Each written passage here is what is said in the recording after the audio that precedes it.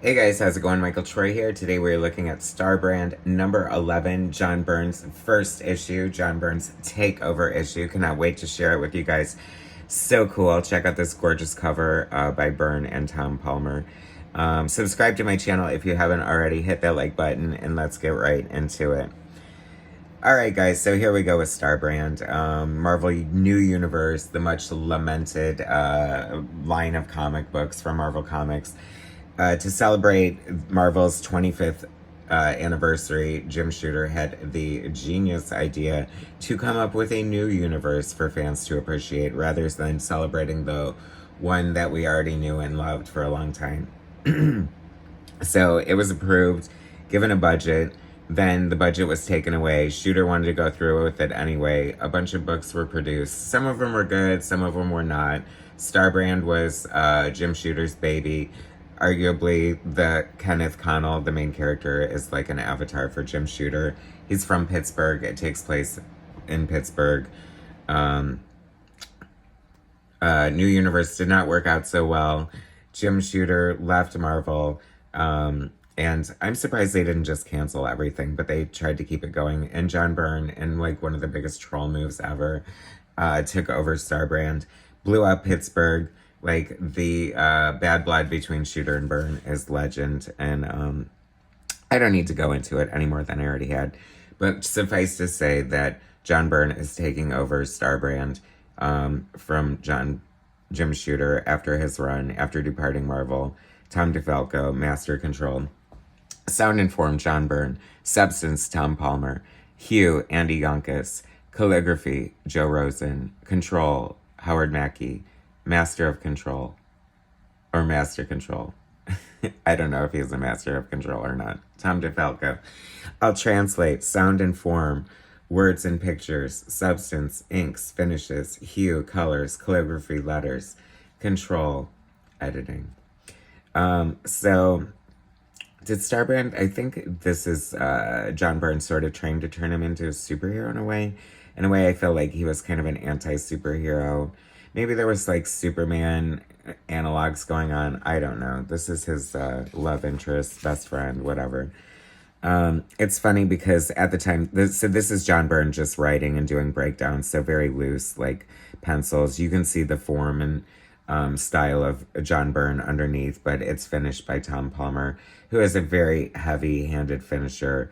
Definitely going to get the Tom Palmer aesthetic if you have him inking a book. One of my favorite runs on Avengers is by John Buscema and Tom Palmer, and I really love their work. At the time, I did not like John Byrne being inked by him because I felt it looked too much not like Byrne and too much like John or Tom Palmer, but now I have definitely a new appreciation for that.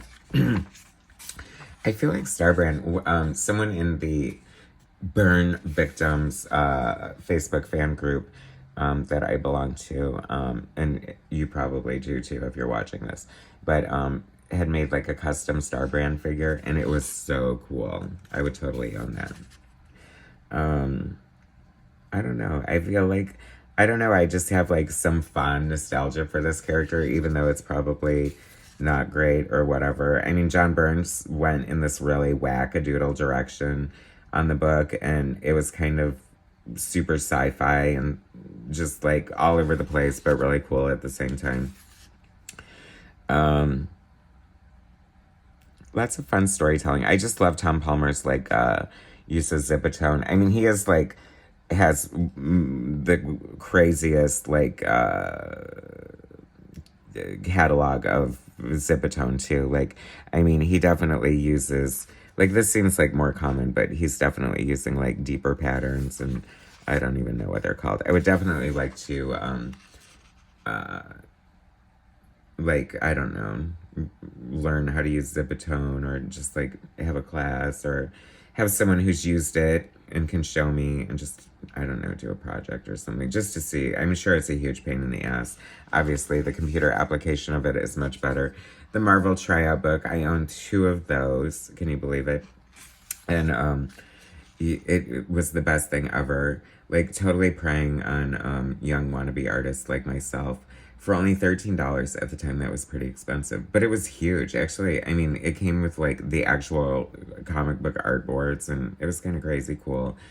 Such a fun book. I mean, I don't even know like if something like this could happen again today, but I think it should. They should do a new one or reprint it or something. I don't know.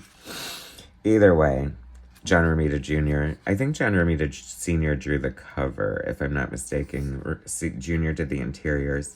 And Jr. was the original penciler on Starbrand. I'm sure you knew that too if you're watching this. But if this is a new education for you, then the series was originally penciled by John Romita Jr., who I believe possibly, no, I was going to say he left the X-Men to do it, but he wouldn't be that stupid. He did leave the X-Men to do Daredevil, I feel, and sort of got thrown off that book. I don't know. Who knows? I mean, this isn't the comic book gossip channel, is it? We're just here to enjoy the beautiful art by John Byrne. Love his, like, hair. I mean, like, he's kind of an interesting character, right? I feel like he's pretty original. I mean, I guess if he's based on Jim Shooter is one of the most original characters in comic book history. Inarguably. Great panel there. I love that so much.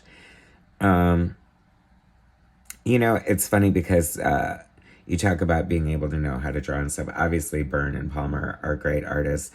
And Palmer is, like, such a great artist. Like, it's interesting that he made a huge career out of being an inker because, like, he's quite the painter. I don't know if I've ever seen any of his pencils. I don't know if he's ever actually penciled anything on his own. It would be a shame or, like, a surprise if he hadn't. I'm sure someone will direct me to that info in the comments. Oh my gosh, seeing that TV is hysterical. I mean, can you imagine, guys? The younger generation doesn't even probably recognize what that artifact is.